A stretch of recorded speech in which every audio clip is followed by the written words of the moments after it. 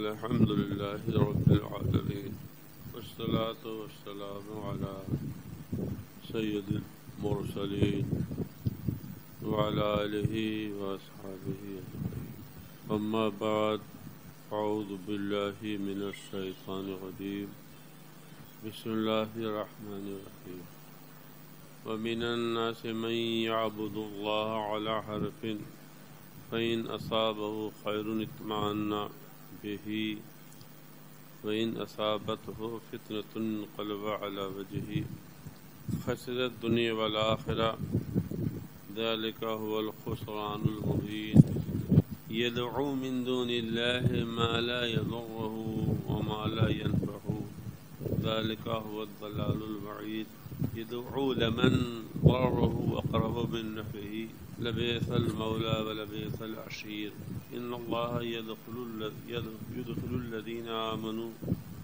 وعملوا الصالحات جنات تجري من تحتها الأنهار إن الله يفعل ما يريد.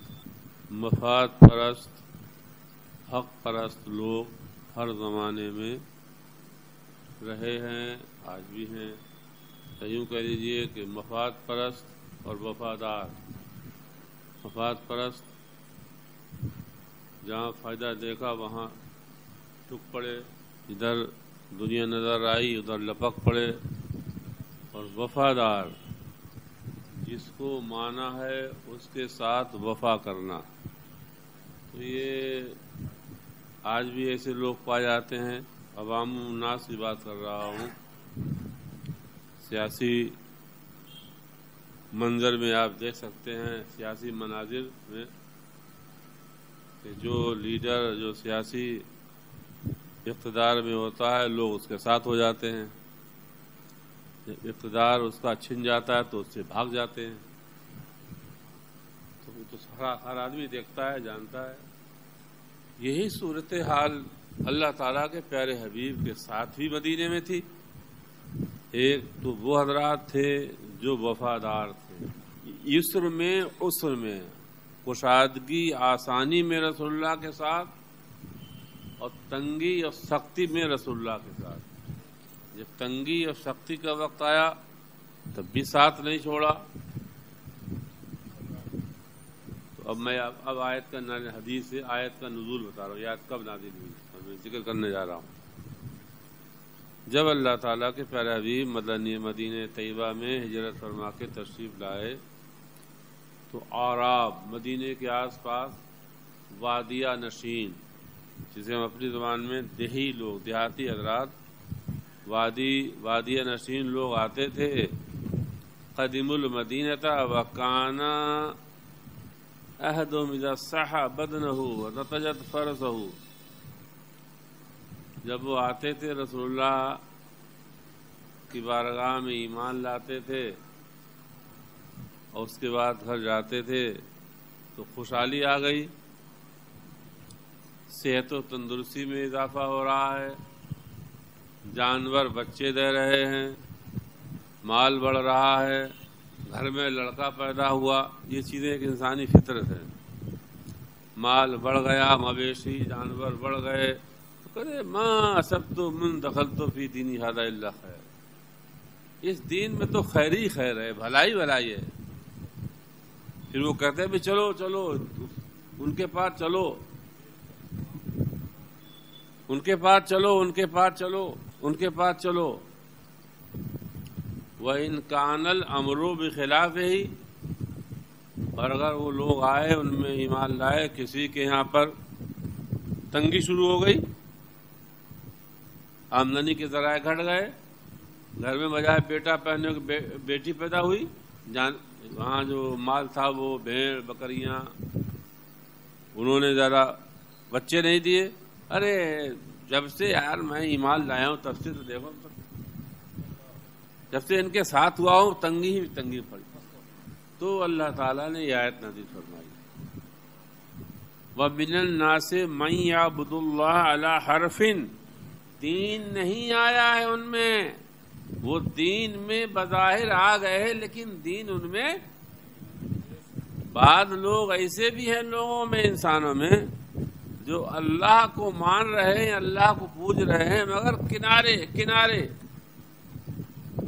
لا فی وسط الدین بل علی طرف الدین, دین ان میں نہیں آیا ہے, دین ان کے دل میں نہیں آیا ہے, اسی لیے ان کے اندر استقامت نہیں, ثابت قدمی نہیں. سیاسی نیتاؤں میں کوئی چیئرمینی جیت جائے, ودھائکی جیت جائے تو ایک دم پھر بھیڑ لگ جائے گی وہاں, ہم بھی تھے ہم بھی تھے ہم بھی تھے, یعنی کررا بہت آ جائیں, ڈھیر لگ جمع. اور اگر ہار جائے تو فرا ہو سب بھاگ جائے. یہ تو جو سیاست الیکشن لڑتے ہیں وہ جانتے ہیں, بڑے چھاتی والے ہوتے ہیں وہ لوگ, بڑے ہمتی ہوتے ہیں وہ لوگ, تو جو الیکشن لڑتے ہیں وہ ایسے تھوڑے ہوتے ہیں. یہ جو پبلک کا حال ہے وہی ہے کہ اگر جیت گئے تو ہم بھی تھے ساتھ, ہم بھی تھے ساتھ, ہم نے یہ کیا, ہم نے وہ کیا, اور ہار گیا تو فرا. تو یہ حال منافقوں کا تھا کہ جب کہیں مال آتا تھا تو کررا, ہم بھی تھے ہم بھی تھے ہم بھی تھے, اور احد میں تھوڑی سی شکست ہوئی تو فرا, منافق بھاگ گئے سب. اب یہاں پر اس آیت آج بھی ایسے لوگ, اس میں بعض بدعقیدہ لوگ کہتے ہیں یار اس فرقے میں آؤ, اس فرقے میں مالدار بہت لوگ ہیں, دیکھو نا جو وہابی ہو جاتا ہے مالدار ہی ہوتا ہے. یہ بھی منافقت نفاق ہے یہ, چونکہ اللہ تعالیٰ نے انہی کی صفت بیان کی, منافقین. قرآن ہے یہ قرآن. اور بعض جاہل گمار شرع سے دور پیر ان کا مرید ہو گیا اور وہاں بھی پتہ لگا تو شیطان ایسا سخت امتحان لیتا ہے, ارے بھائی ان سے مرید ہو جاؤ, بس ان سے مرید ہوتے ہی تجارت میں مال میں اضافہ شروع ہو جاتا ہے. یہ تو ہم باضابطہ کہتے ہیں لوگ جو منافق لوگ ہیں, بدعقیدہ لوگ ہیں, تو کہتے ہیں یار دیکھو ہمارے فرقے میں جو ہے سب مالداری ہیں.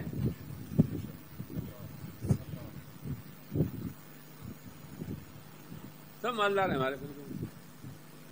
وَمِنَ النَّاسِ مَن يَعْبُدُ اللَّهَ, بعض لوگ ایسے ہیں جو آئے ہیں, مسلمان بنے ہیں, کلمہ پڑھا ہے, لیکن ہیں وہ کنارے پر, کنارے ہیں کنارے. اور جیسے معاملہ آتا ہے لوگ پیچھے پیچھے رہتے, پیچھے پیچھے کوئی معاملہ آیا تو فوراً بھاگ کھڑے ہوں گے, یا جائیں گے تو کچھ ایسے ہوتے ہیں کہ بھائی جائیں گے لیکن زیادہ لوگ دیکھ نہ پائیں, یہ بھی مل جائے وہ بھی مل جائے.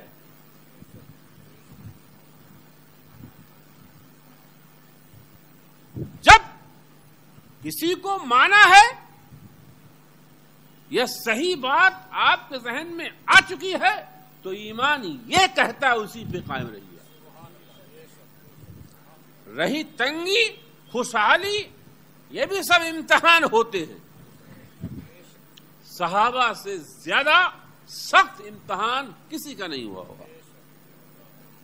وَإِنْ أَصَابَتْهُ فِتْنَةٌ انقلب عَلَى وَجْهِهِ, اور اگر کوئی آزمائش آ گئی, کوئی امتحان آ گیا, آئے تھے غلام بننے, آئے تھے غلام بننے, کلمہ پڑھا, آئے تھے غلام بننے, لیکن جہاں کسی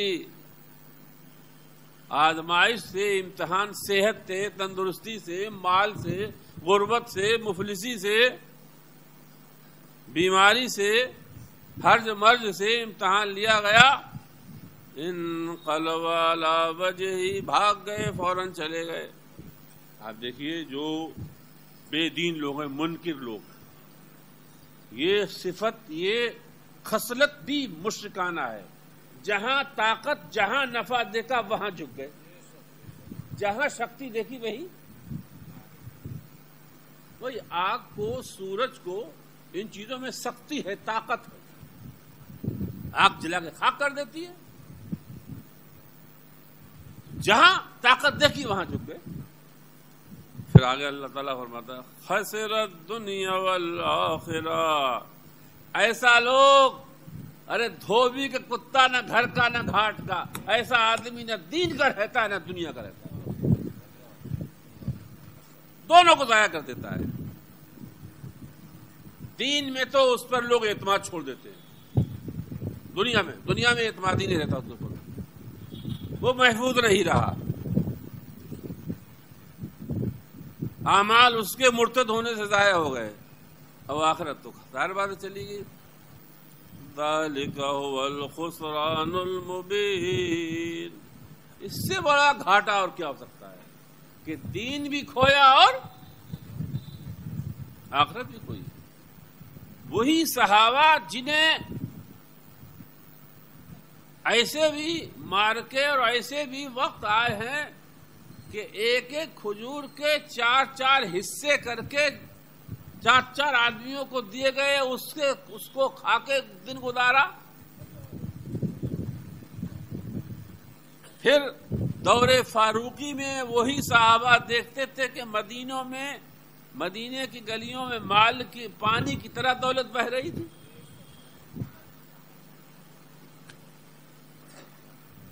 جب تنگی تھی اس وقت بھی ان کے قدم نہیں،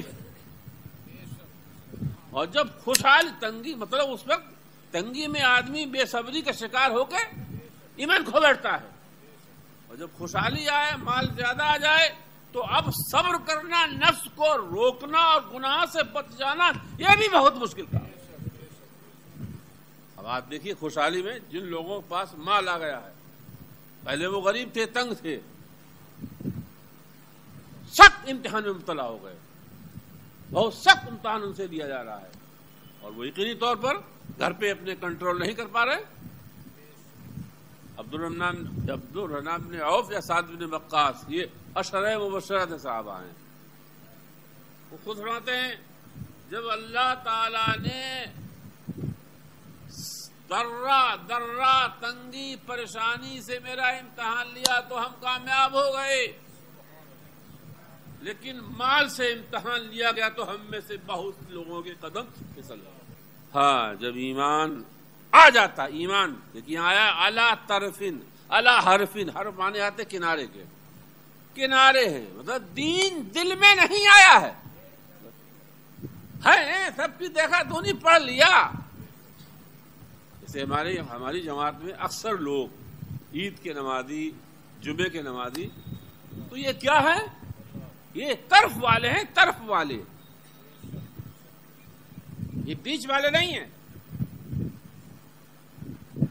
دین ان کے دل میں نہیں آیا ہے. اعلی طرفین لا فی وسطہ ہی و قلبہ ہی. وہ دین میں کنارے پہ تب بھی تو دین ہی کہا جائے گا. ارے بیچ میں آ گیا، بیچ میں آنے مطلب قلب میں ایمان آ گیا. تو ایک ہے اسلام میں آنا ہے، ایک اسلام کا آ جانا. جب اسلام انسان میں آ جائے تو جان لیجیے وہ مومن ہو گیا، پکا مومن ہو گیا. اب وہ لوگ، یہ آیت نازل تو مشرکین کے بارے میں، مکے کے جو مشرک تھے ان کے بارے میں نازل ہوئی. اب جن کو وہ اپنا معبود بنا رہے تھے ان کے ضعف کو بیان کیا جا رہا ہے، کمزوری کو، کہ آخر تم نے اپنا معبود بنایا کس کو؟ ہمیشہ قرآن کریم کی تفسیر اور آیات کا مفسرین علماء نے وہ آیتیں جو مشرکین کے بارے میں نازل ہوئیں تو وہ واقعہ ایک خاص تھا، لیکن وہ ہر آیت اس امت کے جو عاصی ہیں، گناہگار لوگ ہیں، ان پر بھی جاری ہوتی ہے. اب یہاں پر مشرکین تو ظاہر بات ہے پیڑ کو، پودوں کو، سورج کو، چاند کو، آگ کو، جو بھی موجودی آگ کو پوچھتے تھے.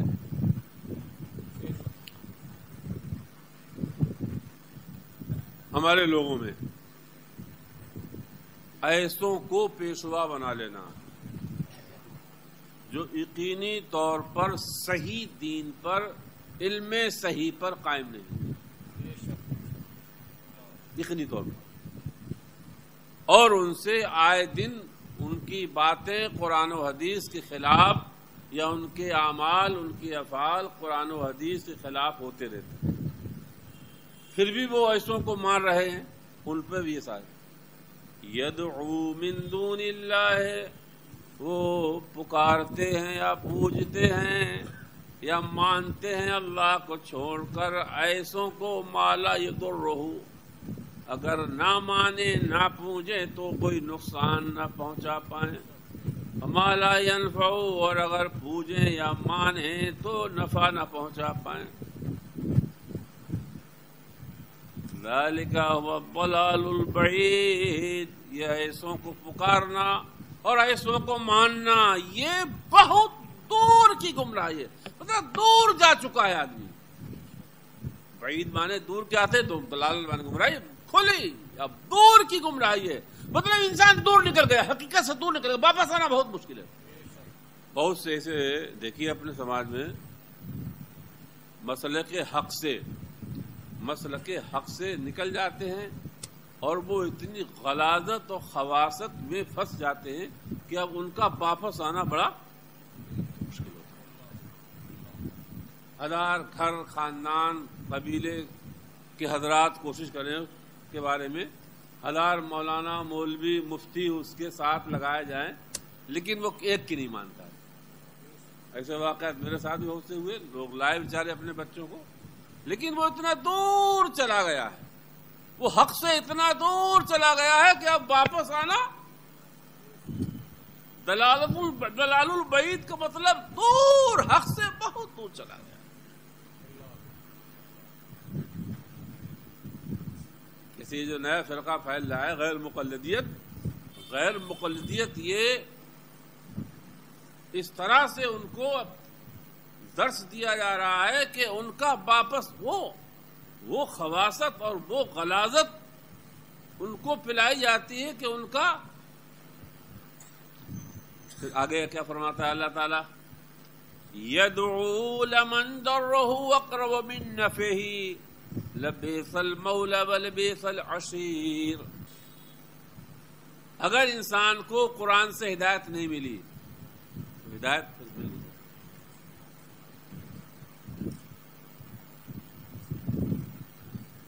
فرماتا ہے رب تعالیٰ، يَدْعُو لَمَنْ ضَرَّهُ أَقْرَبُ مِنْ نَفْعِهِ، اور وہ ایسے کو پکارتا ہے، ایسے کو مانتا ہے، ایسے کے نعرے لگا رہا ہے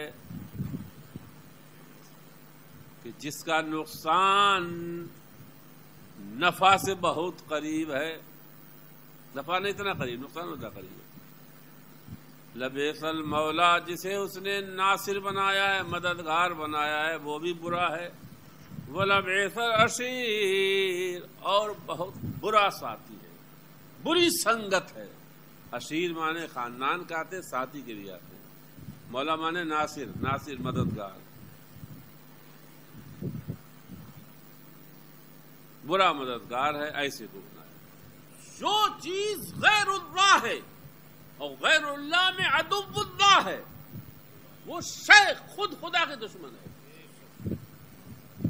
عدو کو، دشمن کو اپنا ساتھی، اپنا دوست بنانا ہی سرے سے نقصان دہ ہے، ہر طرح سے مضر ہے، اس میں ضرر ہی ضرر ہے۔ جائے کہ عدو کو معبود بنا دیا جائے۔ ایک بزرگ فرماتے، اجل الوسائل الی اللہ تعالی الایمان باللہ ورسولہ، اللہ تعالی تک پہنچنے میں، اللہ تعالی سے مدد لینے میں، اللہ تعالی کو اپنی طرف متوجہ کرنے میں، اللہ تعالی سے اپنی مرادیں لینے میں، اللہ تعالی سے اپنے مقاصد کو پورا کرنے میں جو سب سے بڑا، سب سے بزرگ، سب سے اعلیٰ وسیلہ ہے، وہ ایمان باللہ و رسول ہی ہے۔ اللہ رسول پر مضبوطی سے ایمان ہے، یہ ہے سب سے بڑا اجل الوسائل۔ خطبے میں پڑھتے نا، آخر میں کرتے ہیں اللہ اکبر اجل و اعظم و اعز، آخری خطبے آخری میں اللہ ہی عز ہے، عز سب سے زیادہ عزت والا، اجل سب سے بڑا بزرگ، اکبر سب سے بڑا، اعظم سب سے اعلیٰ، اعلیٰ و اکبر، الفاظ آتے ہیں۔ اعظم الوسائل اجل الوسائل، سب سے بڑا وسیلہ ہے کیا ہے؟ وہ ہے اللہ رسول پر ایمان لانا اور اعمال صالحہ کرنا. اعمال بد سے، جیسے بہت سے ساحر جادوگر کا جادو جتنا غلیظ ہوگا اتنا ہی اثر کرے گا. قلوبیات اور سفلیات. قلوبیات میں قرآن و حدیث اللہ تعالیٰ کے ناموں سے، قرآن کی آیتوں سے جو عمل کیا جائے گا، اس میں جتنا عامل پاک ہوگا اتنی وہ آیت اثر کرے گی. اور سفلیات میں، جادو میں، جادوگر جتنا غلیظ، جتنا بدکار ہوگا اتنا ہی جادو اثر کرے گا ہمیشہ. اس لیے جادوگر جو ہے تو بدکار ہوتے ہیں، شرابی، زانی. جتنی بدکاری کے بعد جادو کرے گا اتنا ہی اثر جادو کی. جو کامل ہوتے ہیں، جو قلوبیات جن کا تعلق اوپر سے، اعلیٰ سے. ایک مرتبہ ہم نے ایک واقعہ بتایا تھا، پرانی بات ہو گئی. ایک مسجد جنگل میں تھی، ایک مسجد بہت بڑی، جو پاس گاؤں میں غریب لوگ رہتے تھے، وہاں کوئی مسجد نہیں تھی، وہ بنوا بھی نہیں سکتے تھے. تو اس زمانے اس علاقے میں ایک عامل رہتے تھے جو جن کے جنات قبضے میں تھے. حالانکہ اعلیٰ حضرت جناتوں کی صحبت اچھی چیز نہیں ہے. یہ عمل بھی اعلیٰ حضرت سے کہا، لوگوں نے پوچھا منع کیا، لانا یہ عمل ہو، ان کی صحبت اچھی چیز ہے. لوگ جانے کیا کیا سمجھتے ہیں، کوئی عالم، کوئی اللہ تعالیٰ کا بندہ نیک ہو اور اللہ تعالیٰ کی مدد کر رہا ہو تو کہہ رہے یار وہ تو ان کے پاس کوئی عمل ہے، کوئی فلاں چیز ہے، کوئی فلاں چیز ہے. اللہ کی تسخیر، اللہ جس کے بارے میں جو لوگوں کو مسخر کرتے ہیں. تو وہ لوگ گئے کہ حضرت جو ہے وہ مسجد جو ہے جناتوں کو اٹھوا کے ہماری بستی میں رکھوا دو. آپ جگہ ہم نے وہاں کا جگہ صاف کرو. گاؤں کنارے جگہ اگر تھی جو بھی انہوں نے صاف کری وہاں، تو جنات رات میں بھیجے کہ جاؤ مسجد اٹھا کے رکھ دو. اب وہ جنات جو تھے وہ اپنے چاروں طرف لگے اور اس مسجد کو ادھر ادھر سے نیچے سے ہلانا چاہا. تو اس میں کوئی تھا ایک، بس انہوں نے کوئی دعا پڑھی نہ کچھ، لیکن وہی بات ہے زبان ہاں نہیں، وہ سب جنات گر گئے، سب گر گئے. پھر ہوش میں آیا، ہو رہا ہے. پھر تھوڑی دیر بعد تھے، پھر زور لگایا، پھر فرمایا کون ہے. 3 مرتبہ انہوں نے عمل کیا. یہ عاجز ہو کے چلے آئے، بولے حضور آپ نے ہمیں بھیجا، وہاں آپ تو عامل ہیں، وہاں کوئی کامل موجود ہے. آپ عامل ہیں، وہاں کوئی کامل موجود ہے.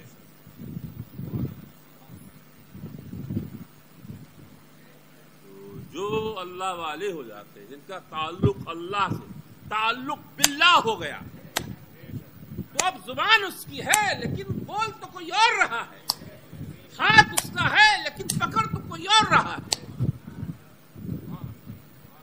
قدم اس کے ہیں لیکن چل کوئی اور رہا ہے. شب ہجرت کی رات وہ کنکریاں پھینک تو محمد رسول اللہ رہے تھے، لیکن خدا خود فرماتا ہے وما رمیتا اذ رماتا ولکن اللہ رما. وہ خدا پھینک رہا تھا، تبھی تو اندھے ہو گئے تھے سب. خدا پھینک رہا تھا. وسیلہ اللہ تعالی سے لینے کے لیے، اللہ تعالی تک اپنی عبادت، اپنے اعمال، اللہ تعالی سے لینا اور اللہ تعالیٰ کی بارگاہ میں بھیجنا، غور کرنا، دونوں چیزیں ہوتی ہیں. لینے دینے کے لیے وسیلہ چاہیے، لینے کے لیے وسیلہ اور دینے کے لیے وسیلہ. جیسے اولیاء اللہ کاملین کے مزار کے پاس جو مسجد ہو، بھائی مسجد مدینہ میں نماز زیادہ ثواب کیوں ہے؟ اس لیے کہ وہاں وسیلہ اعظم موجود ہیں.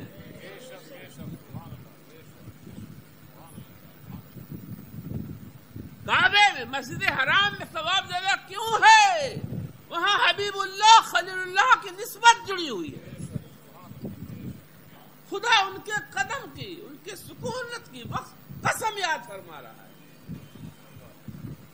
تو یہ اعمال خدا کے ہاں پہنچانا، اپنی عبادات اپنے اعمال خدا کے ہاں پہنچانے کا مطلب مقبول ہو جائیں، اور خدا سے لینے کے لیے بہرحال خدا کے ہاں بارگاہ میں اپنے اعمال کی قبولیت کے لیے اور اللہ تعالیٰ سے لینے کے لیے سب سے اعظم، سب سے بڑا وسیلہ ایمان باللہ و رسولہ، رسول اعظم پر ایمان. اور ہم 2 اعتبار پہلے بتا چکے ہیں کہ اللہ کو ماننے کا مطلب یہ ہے کہ اس کے حقوق مانے جائیں اور اس کے احکام مانے جائیں. محمد رسول اللہ کو بھی ماننے کا مطلب یہ ہے کہ ان کے حقوق مانے جائیں اور ان کے احکام مانے جائیں. حقوق کا مطلب جو خدا نے ان کو عزتیں دی ہیں ان سب عزتوں کا اقرار اور اعتراف کیا جائے، اور جب وہ حکم کرے اس کو بجا لایا جائے. اور جو لوگ یہ کہیں معاذ اللہ جب زندہ تھے تب وسیلہ تھے، انتقال کر گئے اب وسیلہ نہیں رہے، معاذ اللہ. قرآن میں ایک آیت ہے صاف صاف، وہ آیت جتنے بھی مفسر گزرے ہیں دنیا میں، وَإِذْ ظَلَمُوا أَنفُسَهُمْ، اے پیارے حبیب اگر لوگ گناہ کر لیں، ظلم کر لیں اپنی جانوں پر، جاؤ کا ہند میں ہو سندھ میں ہو 10,000 کلومیٹر دور ہو، گناہ ہندوستان میں کیا ہو اور خدا توفیق دے دربار مصطفیٰ میں پہنچ جاؤ، وہاں گڑ گڑاؤ، رسول اللہ تمہارے لیے بخشش کی دعا کرتے خدا دے، سب اللہ بخش دے گا. جو اعمال بد، عقائد بد میں ملوث ہیں ان کی دوستی ہی وہ عدو اللہ ہے، وہ عدو اللہ ہے. اور عدو اللہ کی صحبت ہی مضر ہے. چاہے اسے اپنا پیشوا بنا دیا جائے، اپنا مقتدا بنایا جائے، اس کے ساتھ رہنا، اس کی صحبت میں بیٹھنا ہی مضر ہے. المجاورۃ موثرۃ، یہ بھی ایک مقولہ ہے. صحبت بہرے یار رنگ لاتی ہے. صحبت اچھی ہو تو رنگ لائے گی، بری ہو تو. اب سنیے اللہ تعالیٰ کے اختیارات، غور کریے. اب ایمان والوں کے لیے آگے کیا فرماتا ہے اللہ تعالیٰ؟ ان اللہ يدخل الذين آمنوا وعملوا الصالحات جنات تجری من تحتها الانہار. جو مومن ہیں، عابد ہیں، اللہ کے بندے، حسن عمل ان کے ساتھ ہے،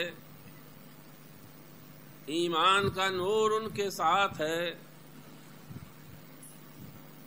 انہیں کیا کرے گا؟ ان کے بارے اللہ ایسوں کو داخل کرے گا ایسی جنتوں میں جن کے نیچے نہریں بہ رہی ہیں. یہ جملہ اگلا سنیے. ان اللہ یفعل ما یرید، اور اللہ جو ارادہ چاہتا ہے وہ ہی کرتا ہے.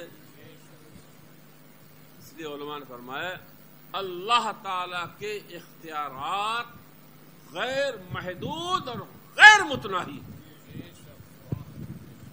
خدا کی مخلوق میں جو ہے اس کے اختیارات کی ایک حد ہے اور ایک انتہا ہے، لیکن خدا کے اختیارات، اس کی قدرتوں کی حد نہیں، اس کے علم کی حد نہیں، اس کے اختیارات کی بھی حد نہیں. ان اللہ یفعل ما یرید، اللہ جو چاہتا ہے، جس مومن کو ثواب دینا چاہے، جس مومن کو ثواب دینا چاہے اسے کوئی روک نہیں سکتا ہے، اور جس منکر کو عذاب دینا چاہے تو لا دافع لہ ولا مانع لہ. اللہم لا مانع لما اعطیت ولا معطی لما منعت. اللہ تو جسے عطا کرے اسے کون روک پائے، اور تو جسے منع کر دے اسے کون دے پائے. لا ينفع ذا الجد منك الجد، بڑے سے بڑا قوت والا تیرا سامنا نہیں کر سکتا. جب اللہ تعالیٰ کو خلیل اللہ کو بچانا تھا تو دنیا کے سب بڑی طاقت نہیں ان کو تکلیف پہنچا پائی، خدا نے بچا لیا۔ فرعون کو ڈبونا چاہا تو فرعون کا کروڑوں کا لشکر فرعون کو نہیں بچا پایا۔ لا مانع لما اعطیت ولا معطی لما منعت۔ یہ اللہ تعالیٰ کے اختیارات، یہ اللہ تعالیٰ کے اختیارات۔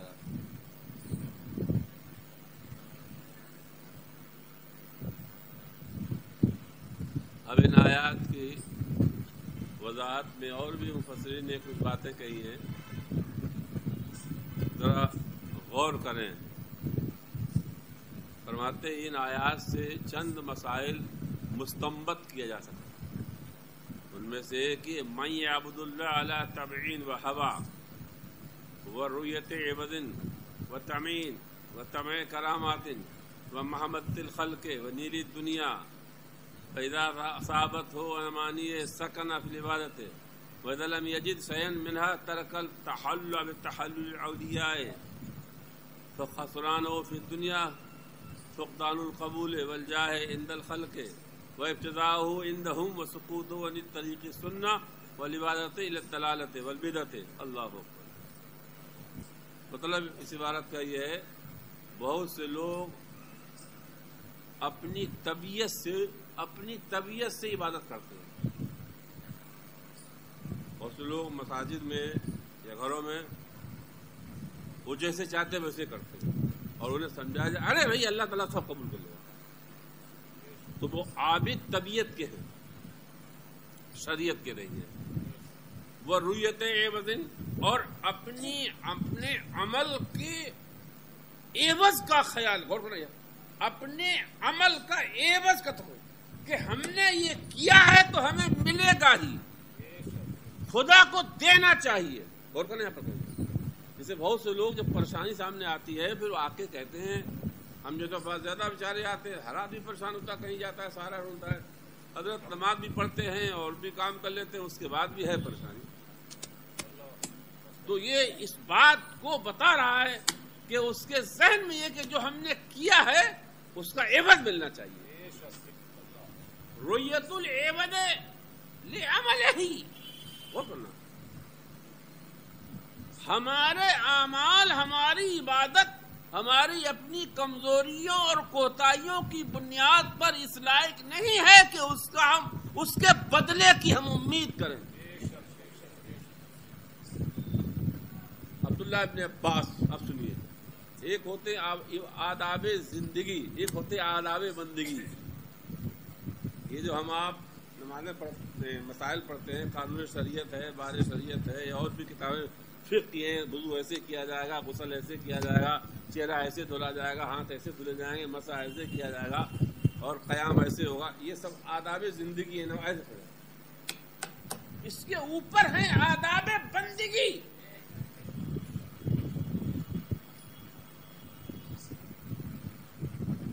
آداب زندگی یہ ظاہری عالم بتاتے ہیں اور آداب بندگی وہاں ملتے ہیں جو خدا تک پہنچ چکتے ہیں۔ عبداللہ ابن عباس فرماتے ہیں من را عملہ اے ثوابہ، جس عامل، جس عابد نے اپنے عمل پر ثواب کا کر لیا کہ یہ ثواب ملنا چاہیے، اس کا عمل باطل ہو گیا، اس کا عمل باطل ہو گیا۔ باطل مطلب یہاں پہ سمجھنا جو شریعت والا کہ وہ فرض کر لیجئے کسی نے نماز پڑھی اور ثواب کی نیت پڑھی تو اس کی نماز فاسد ہوئی نہیں، شریعت میں یہی کہا جائے نماز ہو گئی۔ یہاں پہ دو لگتا ہے، شریعت میں یہی کہا اس کی نماز، جب اس نے نماز کو اس کے شرائط اور اس کے ارکان اور واجبات کے ساتھ ادا کیا تو یہی کہے گا مفتی قد صحت، نماز صحیح ہو گئی۔ لیکن بطلہ کا مطلب کیا ہوا؟ قبولیت سے گر گئی، قبولیت سے گر گئی، شریعت میں صحیح ہو گئی لیکن قبولیت سے بندہ ہو کے تو نے یہ اپنے آپ کو کیوں گمان کیا کہ اس کا ملنا چاہیے بدلہ؟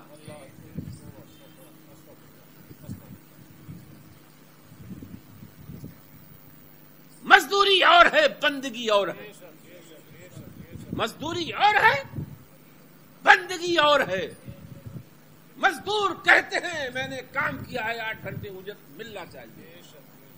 قاضی کے پاس جائیں گے, جج کے پاس جائیں گے, حاکم کے پاس جائیں گے, مالک کے کہا اس کی مزدوری دیجیے. مزدوری اور ہے, بندگی اور ہے. بندگی کرنے کے بعد تصور یہ کیجیے میں اس لائق کہاں کہ میرے عمل کی.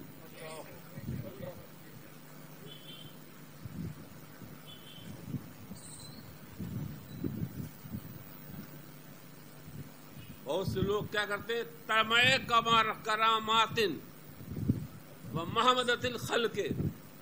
ہم اعمال کریں, کچھ نیک کام کریں تو لوگ میری تعریف بھی کریں اور لوگ میری عزت کریں. یہ بھی نفاق کی علامت ہے. بہت سے لوگ سخاوت کرتے ہیں, پیسہ ایسا انہیں, لیکن اس بیماری میں مبتلا ہوتے ہیں. اس بیماری میں مبتلا ہوتے ہیں. وہ بھی خیر نہیں, ان کی بھی خیر نہیں. مدارس میں جائیں گے تو چاہیں گے مدرسے والے میری عزت کریں, میرا نام لے, میرا اعلان کریں.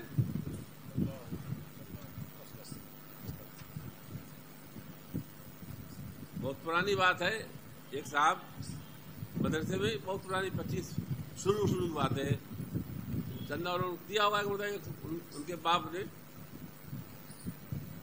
تو پھر اس کے بعد ان کے لڑکے نے فون کیا ہے, خدا آپ نے میرے باپ کا نام تو لیا نہیں, آپ کو کیا چندہ دیں. اسی وقت سے ہم نے جو ہے اب بس خود دجائے وہ دجائے.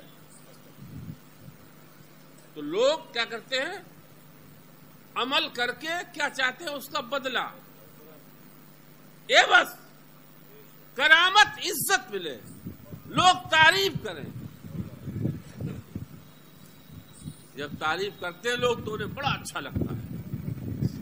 اذا اصابت امانی سکنا, لوگ تعریف کریں تو وہ کام کرتا رہے گا, اور جہاں تعریف چھوڑ دی کام. بہت سے ایسے ہوتے ہیں بیچارے ان پڑھ, نماز پڑھتے ہیں, لوگ پٹا ڈالے ہوئے نکل رہے ہیں, جا رہے ہیں, سمجھ لو تو لوگ تعریف تو چل رہا ہے, اور جہاں لوگوں نے توجہ ہٹا دی تو ان کی نماز چھوٹ گئی. یہ آداب بندگی اولیاء کرام کی صحبت سے ملتے ہیں. اور اگر کاملین کی صحبت نہ ملے تو جو ان کی کتابیں ہیں, ان کے ملفوظات ہیں, ان کو پڑھیے.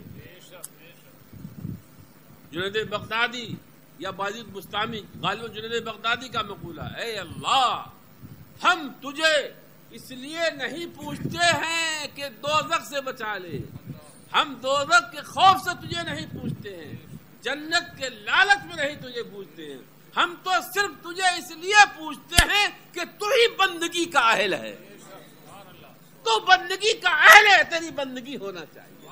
اور پھر درجے اور مقام, درجے اور مقام, درجے اور مقام.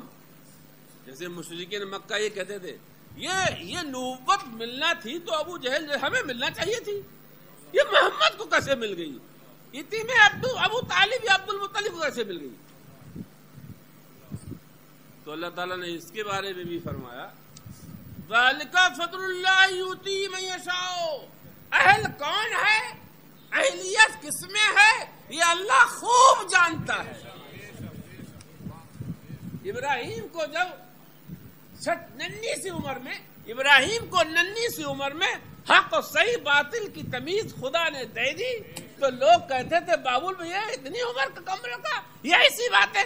تو اس کے بارے میں اللہ تعالیٰ نے فرمایا سورہ حج کے اندر ہے کہ ہم جانتے ہیں انہیں کیوں, کننا بہی عالمین, مجھے خوب علم تھا کہ ننھی سی عمر میں اہل ہے.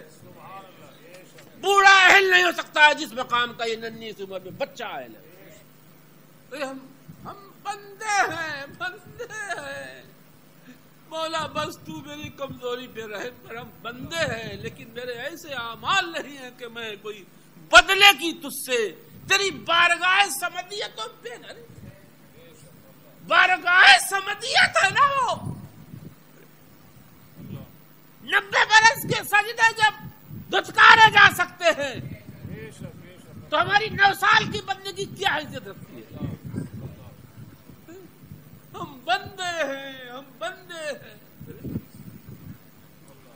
بس بس یہ بھیک مانگنا کمزوری کی بنیاد پر ہے. یہ سوال بدلے کے لیے نہیں ہے, سوال کمزوری کی بنیاد پر ہے.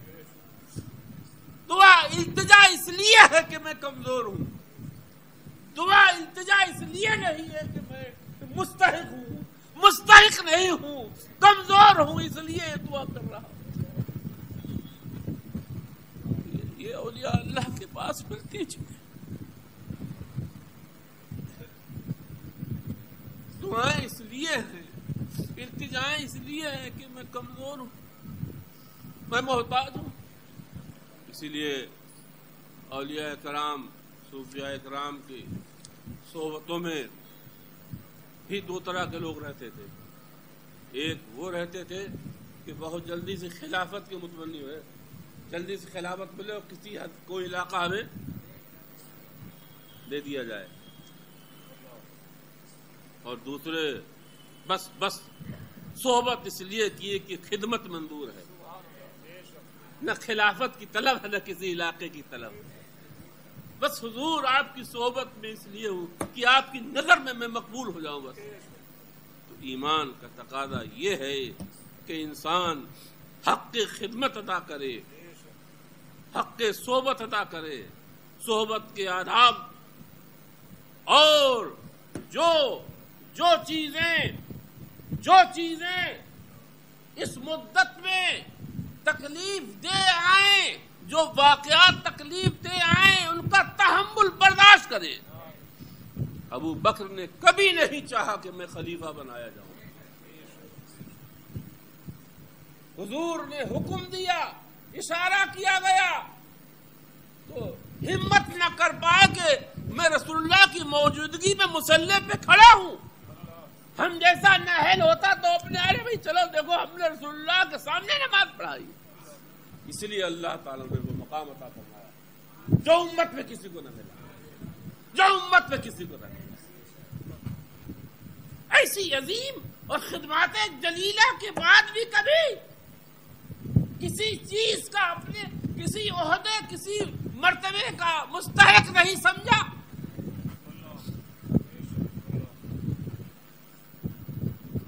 بعد مثال کسی نے پوچھا کہ حضرت خلیفہ رسول اللہ کی شبیہ رسول اللہ کا حلیہ بیان کر دیجئے۔ فرمایا جس دن سے ایمان زندگی اور بچپنے کے ساتھی، فرمایا جس دن سے ایمان لایا ہوں ادب و جلال کا یہ عالم میرے قلب میں تھا کہ نظر بھر کے چہرہ دیکھا ہی نہیں تو حلیہ بیان کیسے کروں، حلیہ بیان کیسے کروں؟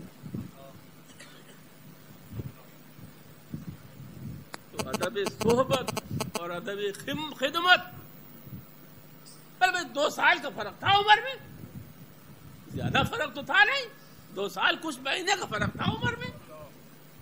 وہ بھی قریشی، رسول اللہ بھی قریشی،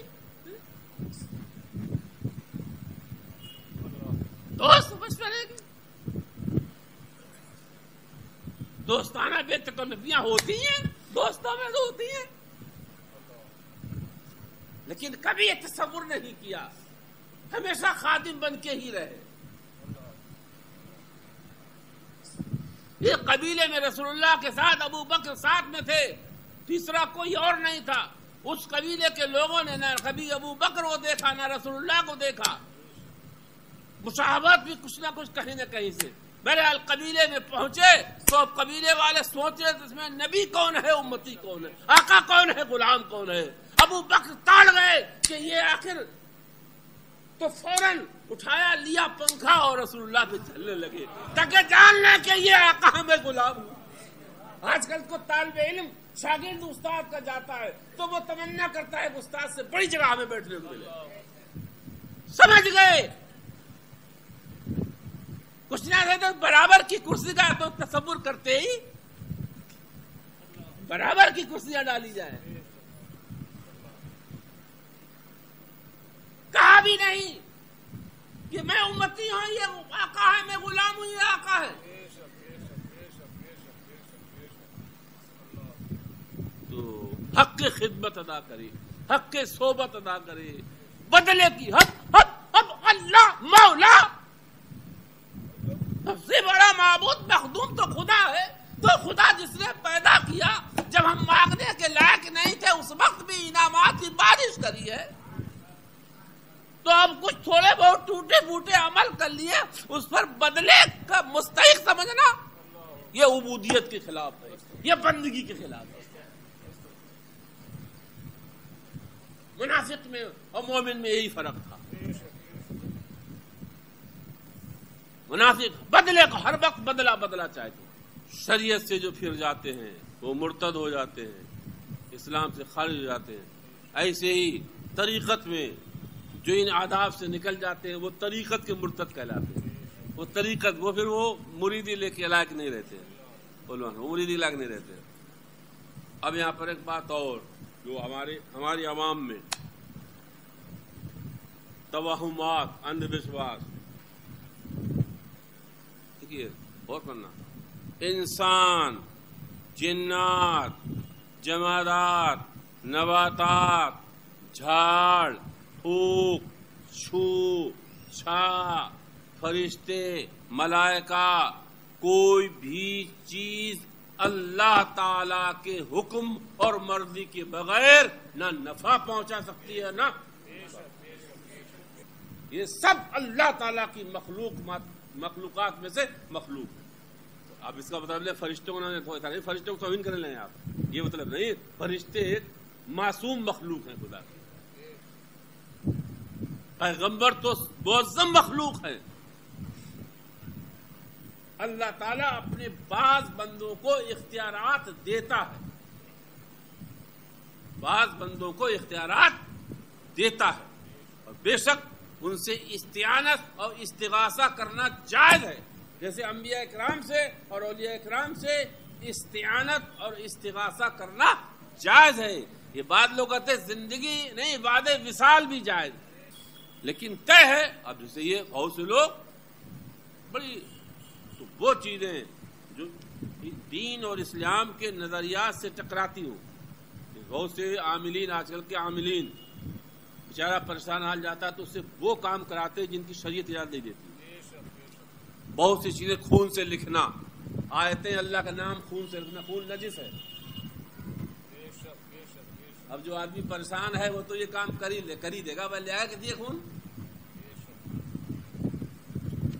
اور خون سے اللہ کا نام لکھنا یا قرآن کی آیت لکھنا خون نجس ہے۔ اب ایک اور جو اللہ تعالیٰ اپنے حبیب کی مدد فرما رہا تھا اس کا ذکر، من کان یظن ان لن ینصرہ اللہ فی الدنیا والآخرہ فلیمدد بسبب الی السماء ثم لیقطع فلینظر هل یذهبن کیدہ ما یغیظ۔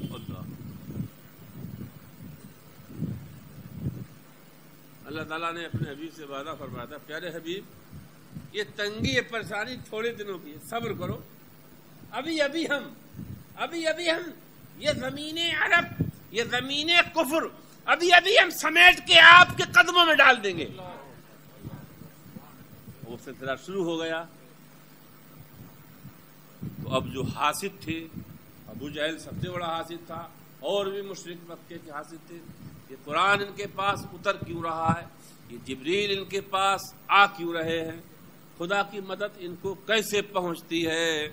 تو اللہ تعالیٰ بعد میں کہتے ہیں یہ وقتی طور پر ہے، یہ سب ختم ہو جائے گا۔ تو اللہ تعالیٰ فرماتا ہے جس کا یہ گمان ہو، جو یہ گمان بد اللہ تعالیٰ سے کرتا ہو کہ اللہ اپنے حبیب کی مدد نہیں کرے گا، نہ دنیا میں نہ آخرت میں، دنیا میں دین کو غالب کر کے، دشمنوں کو مقہور کر کے، آخرت میں ان کے درجے بلند کر کے اللہ احسان نہیں کرے گا، تو اس کو چاہیے فلیمدد، تو وہ ایک رسی لے اور رسی لے کے گھر کی چھت میں ڈالے، پھانسی لگائے اور مر جائے کڑک کے، فلینظر، پھر دیکھے اس کا یہ مکر اسے اس کڑھن سے بچا لے گا۔ حاسدوں کے لیے بہت سے حاسد جو ہے وہ کسی کی ترقی سے کیوں نہیں چڑھتے ہو؟ جس کا یہ گمان ہو کہ اللہ اپنے رسول کی نہ دنیا میں مدد کرے گا نہ آخرت میں مدد کرے گا، دنیا میں دین غالب نہیں کرے گا، آخرت میں نبی کے درجے بلند نہیں کرے گا، اگر حاسد ہیں دشمن ہیں تو یہ امید رکھتے ہیں تو اپنا غیظ اپنا غصہ وہ ختم کرنا چاہتے ہیں تو فَلْيَمْدُدْ بِسَبَبٍ إِلَى السَّمَاءِ تو ایک رسی لے سما سماعت رسی اس کا مطلب یہ بھی ہو سکتا ہے آیت کا کہ رسی لے سما گھر کی چھت میں لٹکائے پھانسی لگائے مر جائے یا اس کا مطلب یہ کہ رسی لیں اور آسمان پہ ڈالیں اور خدا کے پاس جا کے خدا کو رو کے آئے جا کر کے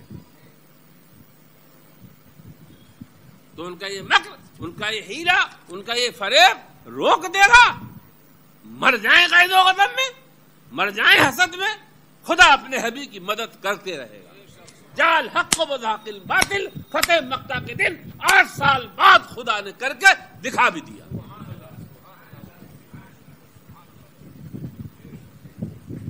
وہ صرف 8 سال وہی مکہ وہی نبی وہی مکے والے کہ 8 سال پہلے جہاں سے رات میں چھپ کے دب کے نکلے تھے کوئی سوچ بھی سکتا تھا یہ تو خدا بند قدوس بس یہ کہ وہاں مہلت دی جاتی چھوڑا نہیں جاتا ہے کوئی تصور کر سکتا تھا یہ سوچ سکتا تھا خدا مدد نہیں کرے گا کہ صرف 2 انسان ماننے والے چھوڑ رہے تھے مکہ اور 2 انسان صرف رات کو چھپ کے نکلے وہ بھی غار میں چھپے ادھر دبکے ادھر چھپے کیسے مدینے پہنچے اور 8 سال نہیں گزرے کہ وہی لوگ ایک بڑے لشکر جلار کے ساتھ مکے میں فاتحانہ انداز سے داخل ہوئے جعل حق و ذاق الباطل اور وہی لوگ جو خون کے پیاسے تھے گردنیں جھکائے کھڑے ہوئے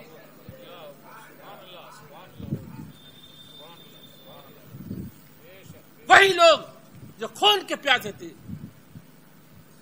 جان کے در پہ تھے 8 سال کے بعد وہی گردنیں جھکائے کھڑے ہوئے پھر قربان جاؤ نبی کی رحمتیں تامہ عامہ کاملہ شاملہ جامعہ پر جنہوں نے کوئی دقیقہ باقی نہیں رکھا تھا ستانے میں جب وہ نبی سامنے آئے تو فرمایا تم کیا امید رکھتے ہو ہم سے تو ایسوں کی امید کیا ایسوں کو تو سر قلم کر دینا چاہیے تھا نیست نابود کر دینا چاہیے تھا تو عرض کی کریم کی اولاد ہو کرم کی امید کرتے ہیں فرمایا جاؤ لا تصریب علیکم الیوم جاؤ تم پر کوئی سب تم